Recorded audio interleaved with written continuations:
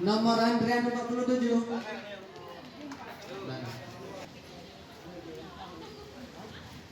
Syederollen, Dinas Kependudukan dan Pencatatan Sipil Biren kembali melayani pencetakan KTP elektronik. Sebelumnya sejak 3 bulan lalu Syederollen, pelayanan ini terhenti akibat COVID-19.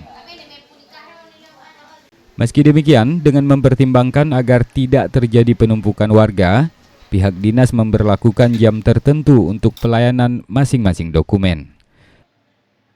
Pencetakan KTP elektronik di Biren juga bisa dilakukan pada 5 kantor camat di sana, sementara 12 kantor camat lainnya terhenti akibat kerusakan alat.